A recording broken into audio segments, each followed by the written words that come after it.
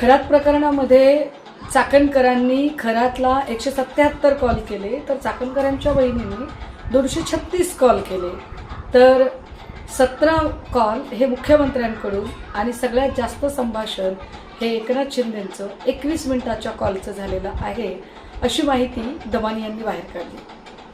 खरं तर हा एक वेगळाच प्रश्न संशोधनाचा असेल की ही सगळी माहिती कशी काय बाहेर येते, पण त्याहीपेक्षा महत्त्वाचा प्रश्न, जी माहिती विविध चॅनल्सकडे, दमानी यांकडे किंवा माझ्याकडे किंवा अजून कोणाकडेही येते, नेमकी तीच माहिती SITकडे का येत नाही? SITच्या तपासाचा वेग अजूनही म्हणावा तसा का वाढत नाही?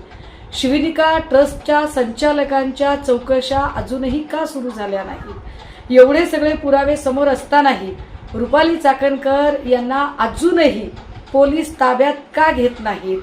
तब्बल 3 दिवसानंतर, म्हणजे रुपाली चाकणकरांना समन्स बजावलं, ही बातमी येऊन 3 दिवस झाल्यानंतर अचानक काल चाकणकर म्हणतात की मला कुठल्याही प्रकारचं समन्स आलेलं नाही. हे चाकणकर कोणत्या आधारावर म्हणतात? चाकणकर SITला खिचगिंतीत धरत नाहीत की चाकणकर हे सांगू पाहत आहेत की मी सगळं मॅनेज केलेलं आहे आणि मला कोणी हातही लावू शकत नाही?